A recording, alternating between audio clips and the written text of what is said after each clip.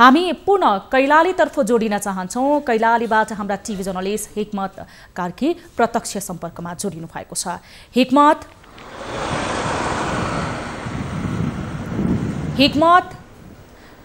कैलालीको पछिल्लो अवस्थाको विषयमा जानकारी गराउनुहोस्। त्यही त यो कैलाली जिल्लामा अब जुन संक्रमणको जोखिम बिस्तारै घट्दै गएको जस्तो देखिन्छ। सेती प्रादेशिक अस्पताल जो धनगढीमा छ त्यहाँ 5 जना संक्रमित थिए, जसमध्ये अहिलेसम्म 4 जना घर फर्किसकेका छन्।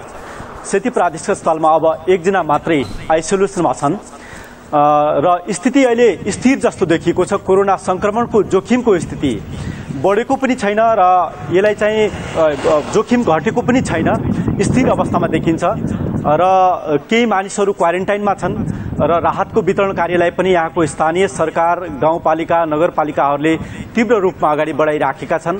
यद्यपि यहाँका कतिपय सुकुम्बासी बस्तीहरूमा, मुक्त कमैया बस्तीहरूमा धेरैले राहत नपाएको गुनासो गरेका छन् र हामीले यहाँका नगर प्रमुख नृपबहादुर ओडसँग पनि कुराकानी गरेका थियौं किन राहत नपाइएको भनेर। उहाँले चाहिँ राहत पुर्याउने काम, सबैलाई दिने काम भइराखेको र केही दिनभित्रै जुन मजदुरी गरी खाने वर्ग हो सबैलाई चाहिँ हामी राहत दिइसक्छौँ भनेर भन्नुभएको छ।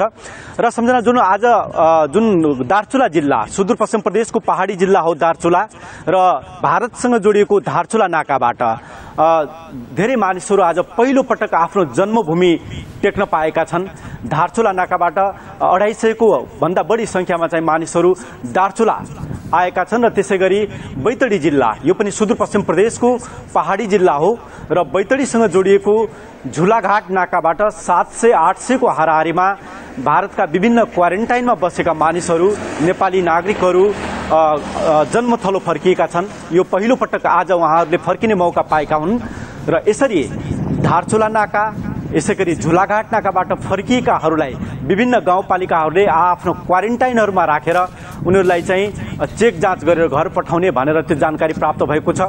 र अहिलेसम्म जुन भारतका विभिन्न ठाउँमा अलपत्र परेका थिए 100 मानिसहरू, 800 मानिसहरू धारचुला नाकामा अलपत्र परेका थिए, त्यत्तिकै संख्यामा बैतडीको झुलाघाट नाकातिर अलपत्र परेका थिए र अहिले पनि धेरै ठाउँमा मानिसहरू अलपत्र छन्। यसरी अलपत्र परेका नेपालीहरूलाई ल्याउने कामको सुरुवात भएको छ। जस्तो धारचुला नाकाबाट मैले भने, त्यसैगरी बैतडीको झुलाघाट नाकाबाट ल्याउने काम भइराखेको छ र समग्रमा भन्नुपर्दा पछिल्लो स्थिति केही सामान्य जस्तो देखिएको छ। सुदूरपश्चिममा संक्रमणको जोखिम बढ्दै गएको छैन, घट्दो क्रममा छ, किनकि सेती प्रादेशिक अस्पतालमा भर्ना गरिएका 5 जना मध्ये 4 जना घर फर्किसकेका छन्। यसले एउटा सकारात्मक सन्देश सुदूरपश्चिम प्रदेशमा दिएको छ र जुन ठाउँ-ठाउँबाट मानिसहरू आइराखेका छन् भारतका विभिन्न नाकाहरूबाट, जोखिम भने अहिले पनि बढ्दो छ। हिक्मत, जस्तो तपाईले त्यहाँको अहिले पछिल्लो अवस्थाको विषयमा जानकारी गराइरहनु भएको छ, स्थलगत रिपोर्टिङमा तपाईँ हुनुहुन्छ, विभिन्न स्थानमा पुगिरहनु भएको छ। हिक्मत, जो काठमाडौँबाट आफ्नो थापथलो फर्किएका थिए, जसले यहाँ रोजगारी गुमिसके पछाडि, मुलुक लकडाउनमा रहे पछाडि उहाँहरू धनगढीसम्म पुगेको, त्यस पछाडि बेकरताका कारणले अथवा आफ्नो घरसम्म पुग्न नसकेको गुनासोहरू हामीलाई गरेका थिए। अत्तरिया बजारमा हामी आइपुगेका छौँ, काठमाडौँबाट हामीलाई गाडीमा लिएर आइयो समूहगत रूपमा, तर हामीले खान पाउने राम्रो अवस्था गराइएको छैन। हामी आफै हाम्रो घरसम्म पुग्छु भन्दाखेरि नि पहाडी इलाकाको ठाउँहरूमा हामीलाई पुर्याइएको छैन, क्वारेन्टाइनमा राखिएको छैन, लगायतका गुनासोहरू पनि आएका थिए। यस विषयमा तपाईले के कस्तो जानकारी प्राप्त गर्नुभएको छ? तपाईले जो भन्नुभयो, काठमाडौँबाट विभिन्न बसहरूमा राखेर सुदूरपश्चिमसम्म पुगेका मानिसहरूलाई क्वारेन्टाइनमा त राखिएको छैन, उहाँहरू घर फर्किएका छन् र नाकाहरूबाट जो आएका छन् आज धारचुला नाकाबाट, त्यसै गरी बैतडीको झुलाघाट नाकाबाट आएकाहरूलाई क्वारेन्टाइनमा राख्ने भनिएको छ र जो ठाउँ-ठाउँमा अरू काठमाडौँबाट जो अलपत्र परेका थिए, आफ्नो घर जान नपाएर उनीहरूलाई चाहिँ हिजोसम्म यहाँबाट बस पठाएर ल्याउने काम भएको थियो, उहाँहरूलाई क्वारेन्टाइनमा भने राखिएको छैन। यसरी जो मानिसहरू अहिलेसम्म क्वारेन्टाइनमा बसेका छन् उहाँहरूले क्वारेन्टाइनहरू व्यवस्थित नबनेको गुनासोहरू गरेका छन्। क्वारेन्टाइनमा खान बस्नको असुविधा भएको भनेर उहाँहरूले गुनासो गरेका छन् क्वारेन्टाइनहरूमा। यसैले क्वारेन्टाइनलाई व्यवस्थित बनाउनु पर्ने भनेर चाहिँ आवाज उठिराखेको छ यहाँको प्रदेश सरकारले, यहाँको स्थानीय सरकारले। र अर्को महत्त्वपूर्ण कुरा भनेको के हो भने यहाँका अस्पतालहरूमा जस्तो सेती प्रादेशिक अस्पतालको कुरा गरौँ, यो कोरोना डेडिकेटेड हस्पिटल भनेर यसलाई भनिएको छ, जहाँ स्वास्थ्य उपकरणहरूको अहिले पनि अभाव छ, स्वास्थ्य कर्मीहरूको अभाव छ।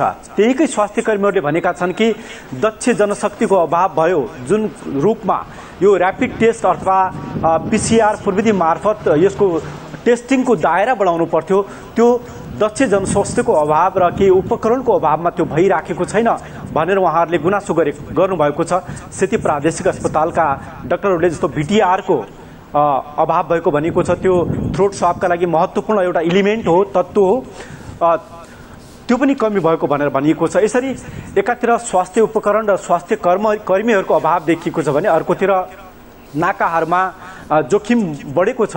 नाकाबाट जसरी मानिसहरूलाई भित्राइएको छ आज नेपाली नागरिकहरूलाई, हुन त उहाँहरू अलपत्र परेका थिए, उहाँहरूले पहिलोपटक आफ्नो जन्मथलो आउने अवसर पाएका छन्। अब उहाँहरूलाई प्रपर चेक जाँच गरेर, उपयुक्त चेक जाँच गरेर, प्रभावकारी रूपमा चेक जाँच गरेर घरतर्फ फर्काउने वातावरण गर्नुपर्छ र क्वारेन्टाइनहरूमा राखिएको छ। क्वारेन्टाइनहरूमा पनि प्रभावकारी चेक जाँच होस् भन्ने सबैको आग्रह छ, जो भारतबाट आएका नेपाली दाजुभाइहरू छन्।